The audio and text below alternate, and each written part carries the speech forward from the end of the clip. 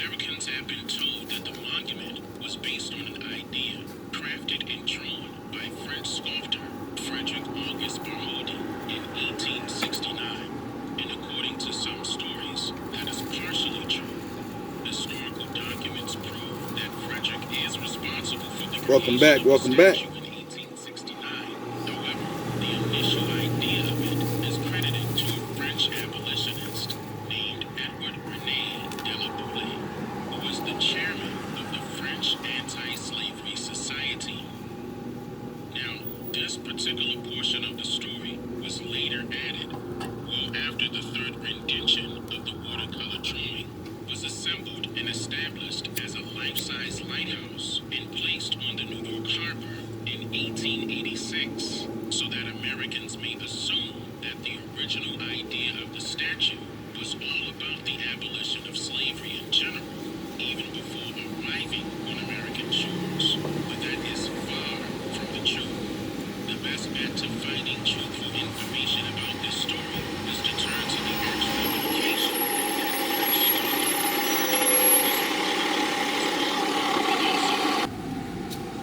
hired in the field of his profession.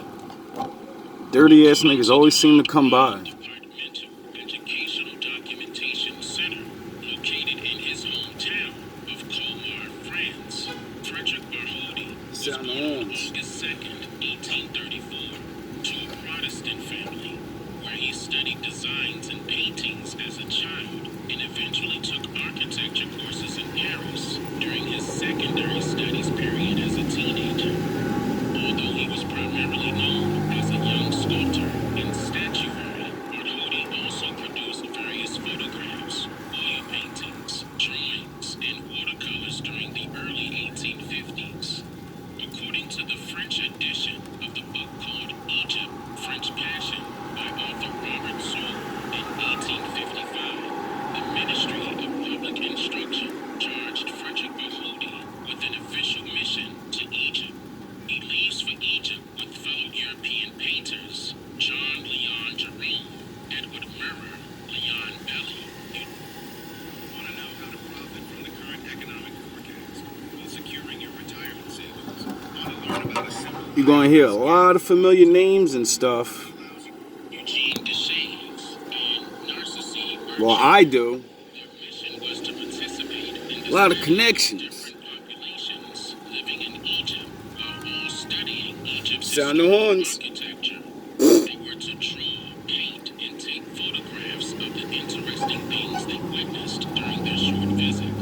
On November 18th, 1855, they disembarked from the boat nicknamed Osiris in the city of Alexandria. They rented a dahabeah, the Jafar Pasha, in order to travel up the Nile, making many stops along the way during their 15-day visit, immersing themselves in the country's views, admiring Thebes and its ancient remains. Barraud will bring back 200 calotypes. He favors views without a defined subject, dusty street corners, small merchants, boats, trees and landscapes, and portraits of his companions on the boat going down the Nile, all with a very sure sense of composition. He also brings back many drawings, an imposing series of feminine women drawing water with so many allegories of river divinities, which perhaps inspired Barraud with his taste for fountains. End quote. In April 1865, Barraud traveled solo on his own expedition to Yemen. He stayed there for 2 months before returning to France. During this time period, he produced many works having been inspired by what he witnessed during his missionary travels. According to the book called Displaying the Orient, Architecture of Islam at 19th Century World's Fairs by author and professor Zainab Selig, states, quote, although under the Ottoman suzerain. See, when I listen to people like this and they name things, see, I stick to what the simple stuff is because I'm not a super genius. And when I keep hearing all these nations involved with something, I start thinking like, all right, let me put that to the Bible.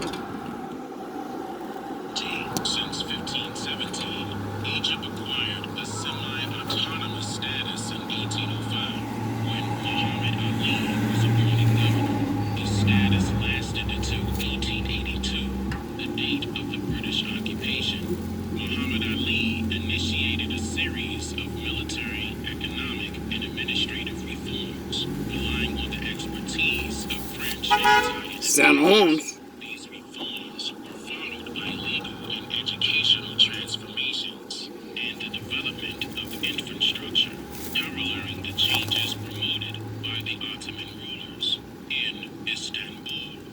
In 1867, the Ottoman Sultan conferred on Ismail Pasha Ishmael. the deed, giving him a It's a familiar name. in the empire and allowing him to sign independent technical and economic agreements with foreign powers.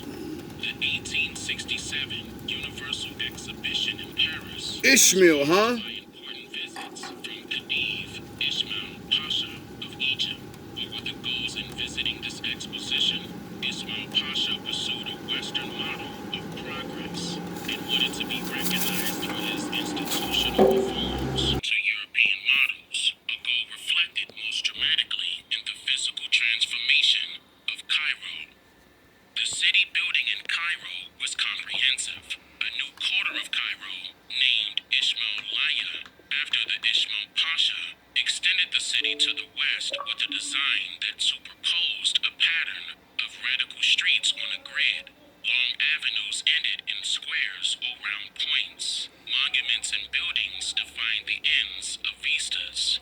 The model was once again Baron Haussmann's work in Paris. Indeed, French architects, landscape architects, and gardeners were commissioned to beautify Cairo. What he's breaking down is how the Statue of Liberty got built, and talking about the man that came up with the idea. What he's going to reveal is that the Statue of Liberty has remarkable similarities to an old ancient Muslim or Egyptian thing, and it's the same statue.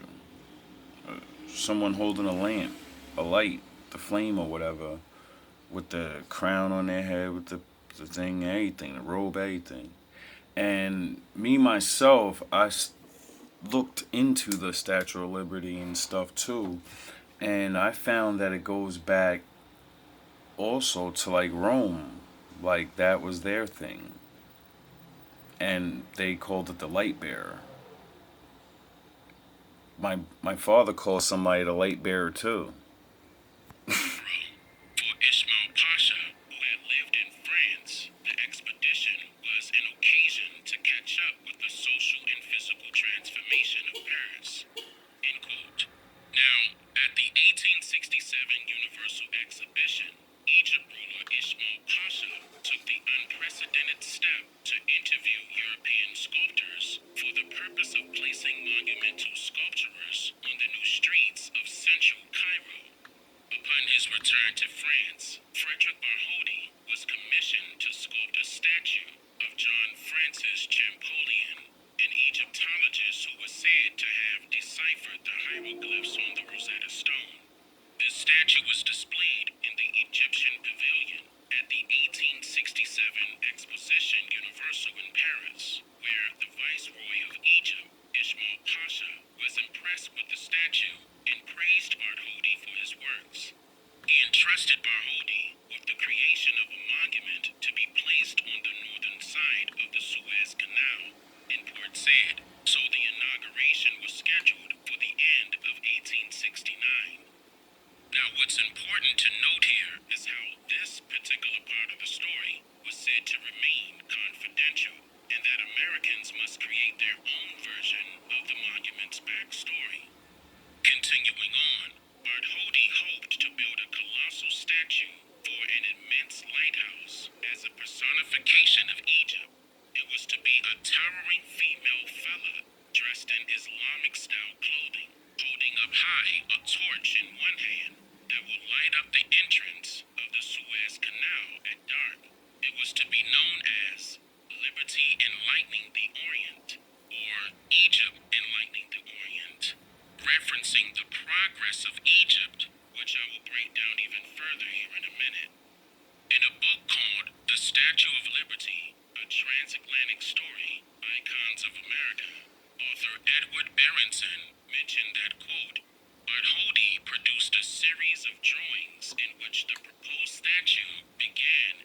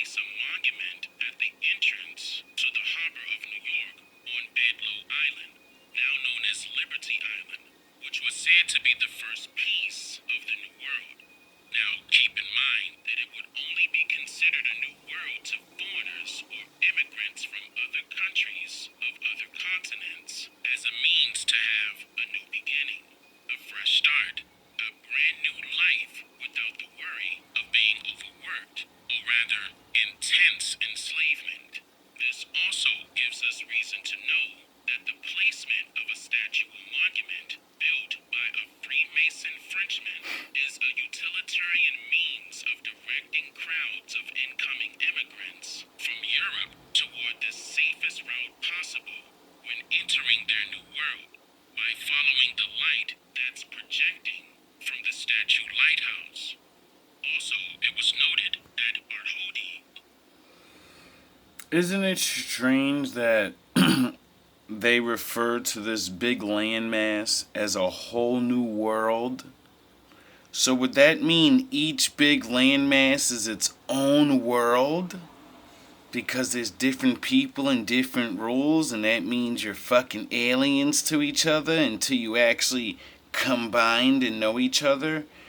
Then it's a whole new world. Yeah. So you look at words and don't look at what the words used to fucking mean. Later created a Congo. Isn't it ironic? It's about freedom. And you guys, or whoever was on the old world, they're running from slavery and oppression. And the only way to do it is to come to the new world, kill everybody, and enslave them. And then you could be free. Because that's the deal that I hear. I don't know what fucking deal you people hear, but I hear if you go over there, you could be free. But if you stay over here, you're going to be under my boot. So go put them under your boot. But you still under my boot. You're going to pay what you owe, nigga, for freedom. That included French and American idealists, ranging from sculptors and painters to politicians and governors of foreign descent.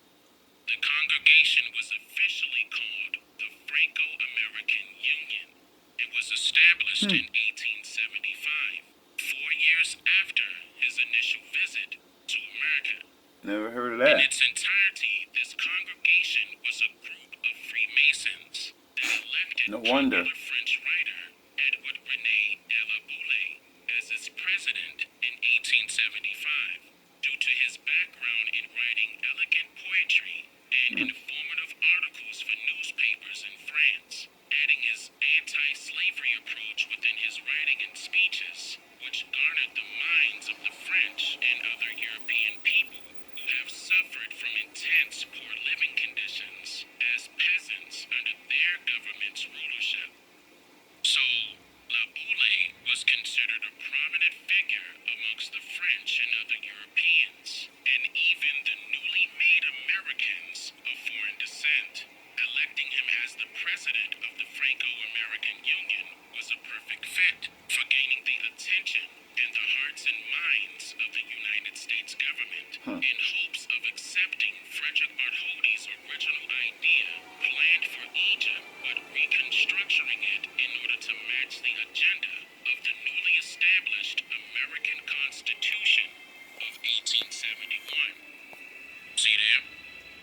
Before the Statue of Liberty was brought in multiple puzzle-like pieces to accommodate traveling from France to the United States to be built together and placed on a custom base or pedestal in the New York Harbor in 1886, the Franco-American Union was responsible for marketing the unfinished statue to the public in hopes of earning donations in order to fund the project. Once they realized that the indigenous Americans' interest in the project was 0 to none, they transitioned into selling admission tickets to the public of France, hoping that the inside of the largest portions of the unfinished statue Somebody gonna pay for this. profitable public attraction Ain't me. and would help fund the project until its completion. So the Statue That's of gangster. Liberty was never a gift from France, as if their French government gave it to the United States. You had to pay for it. When it was this union of Freemasons that took the money they earned to build the light as a call for help from other immigrants to their new world at night. Kind of like Commissioner Gordon turning on the spotlight to call Batman to help their people at night.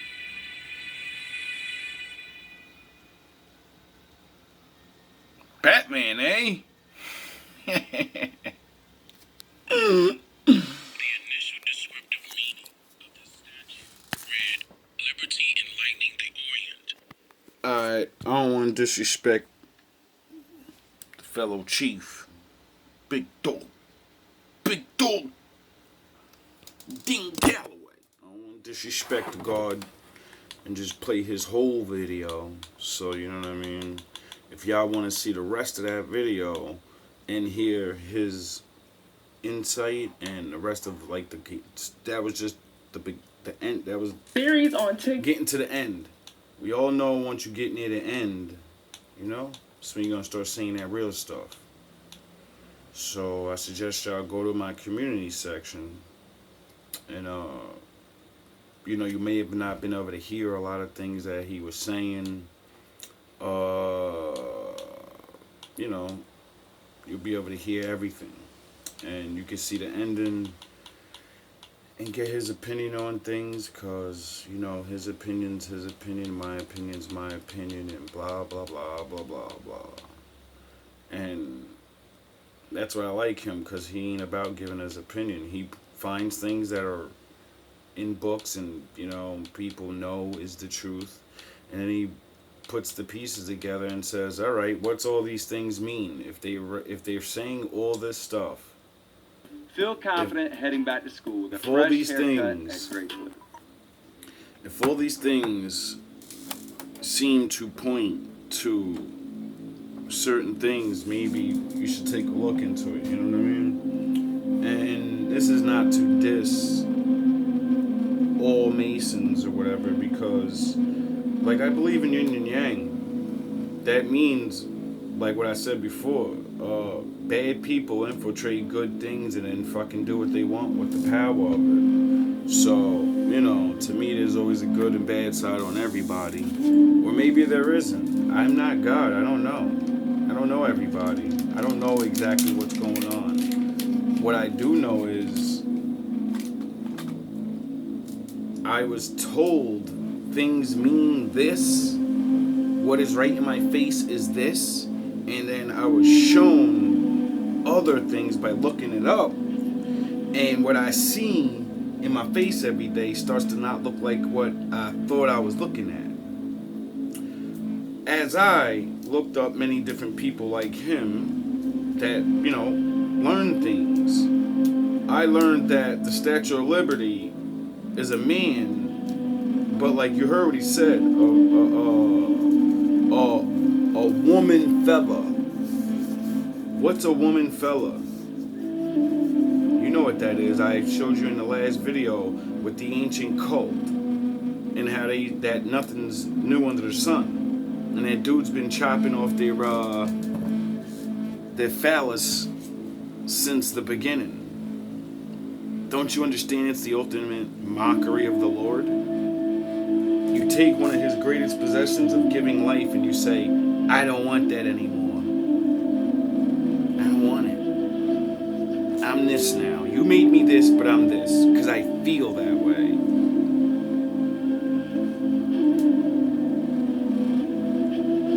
Most High did say we have free will. So you're free to feel and think whatever you want. You're free to do what you want.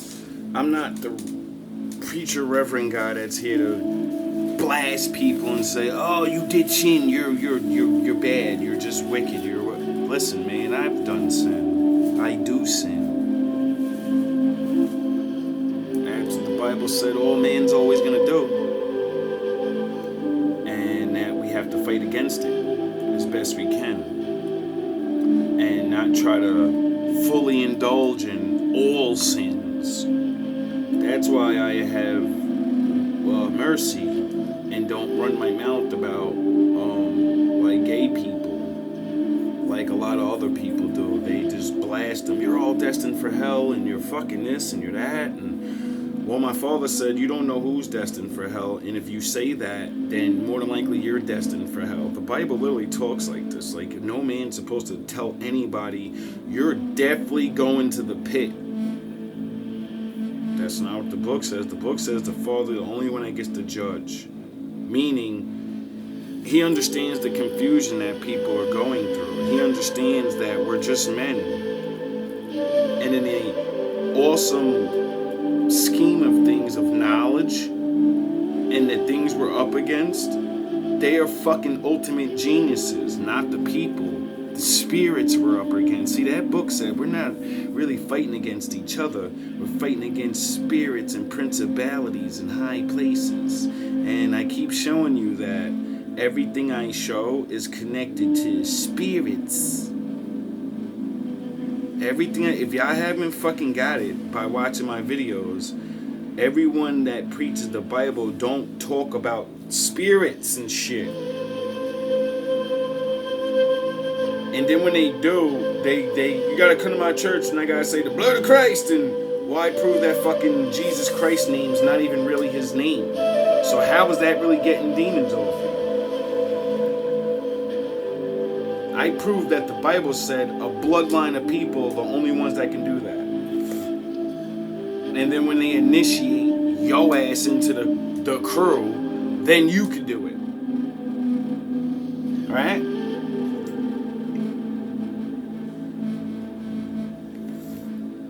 Exorcising demons is making people stop doing the bad shit, the sin. When you can convince a man with your words, what do they show? In the power of Christ compels you. In the power of Christ, they talking. What do I do to exorcise niggas' demons? I talk to you. I make you get rid of your demon. I make you face it. I make you aware that it's there. And once, like what I said about the ego, once you're aware that it's there, there's no going back. That's why I say to everybody, I feel sorry if you watch my channel. Once you see me, once you see any of my videos, it doesn't matter if you believe these truths or not. You are aware. Your fucking truth in your brain and your true self is aware of it now. You can deny it. You can play. You can play. See, I've always understood that the Lord makes certain people see certain people so they can get certain information because you drew them in because of the way you look, the way you talk. It doesn't matter. But once you speak, it's in there. And it ain't never coming out even if you deny it. People need to understand this is a mental battle. All battles, spiritual or physical, all are here. Nothing doesn't start without starting within you, with your mind. Where's the Lord? In you. Where's the most highest point of your body? Your mind. Where's your fucking Lord at then? He's locked in your mind. And you have to let him out. He wants to come out. He wants to come in. But you gotta get that demon out so he can take its place. Your higher self.